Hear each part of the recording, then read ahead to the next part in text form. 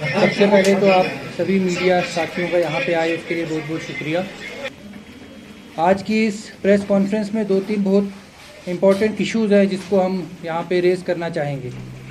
सबसे पहले तो आप पीछे बैनर देख रहे होंगे जिसमें ये दिखाया जा रहा है कि जादूगर यहाँ पे कौन है। राहुल जी ने पार्लियामेंट में बोला था जादूगर वो है जो यूएस की जंजीरों में जकड़ा गया है, कॉम्प्रोमाइज़्ड है, और उस कॉम्प्रोमाइज़ के चलते वो कॉम्प्रोमाइज़ क्यों है मैंने आपसे एक बार पहले भी 2 महीना 1.5 महीना पहले एक प्रेस कॉन्फ्रेंस में बताया था, एप्स्टीन फाइल का जिक्र किया था।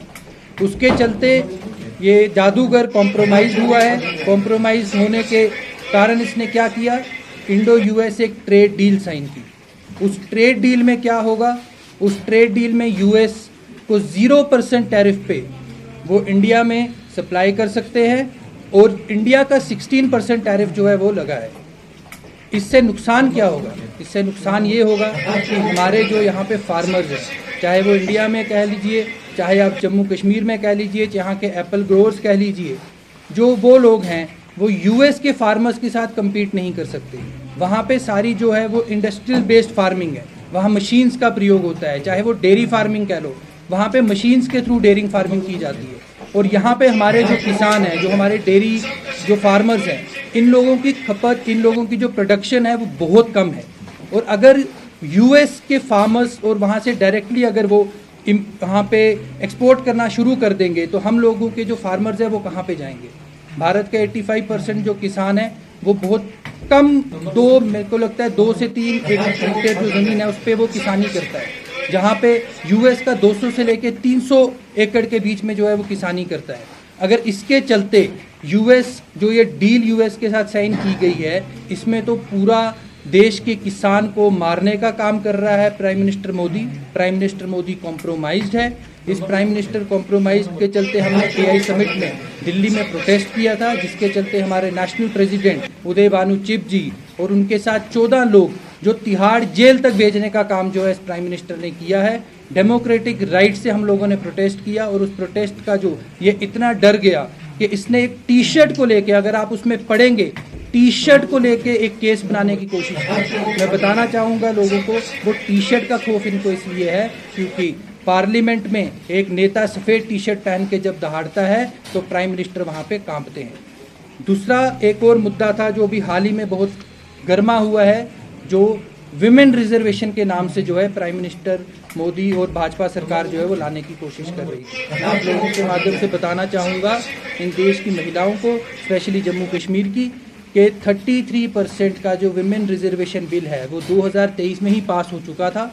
वो पार्लियामेंट, लोकसभा और राज्यसभा दोनों से पास हो चुका था। उसको लॉ बनाने में देरी करने का काम जो है वो भाजपा सरकार ने किया।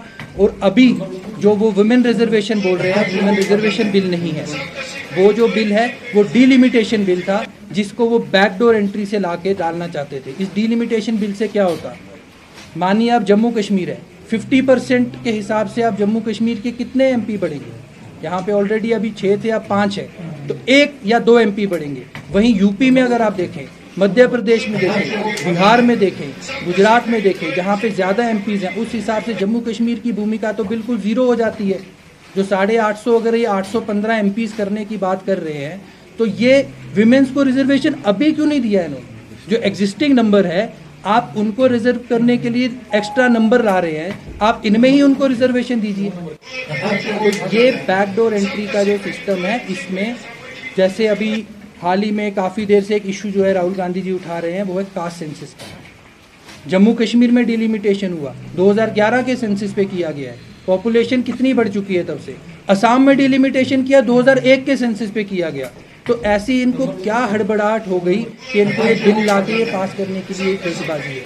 वो इसीलिए है क्योंकि सत्ता इनके हाथ से जाती इनको दिख रही है। उस सत्ता को बचाने के लिए जो कुछ स्टेट्स है जहाँ पे एक ज़्यादा चंक ऑफ एमपीज़ है, उसको बढ़ाने के लिए, और साउथ की भागीदारी कम करने के लिए, जहां से इनको सीट्स नहीं आ रही हैं, उन प्रदेशों की भागीदारी कम करने के लिए ये इस बिल को लाने की कोशिश कर रहे थे। जिस बिल को रोकने का काम जो है वो अपोजिशन ने बखूबी किया, जो राहुल गांधी जी की लीडरशिप में किया, और देश की जनता के जो हक हैं उसको रोकने का काम जो है, उसको बचाने का काम जो है वो अपोजिशन ने किया।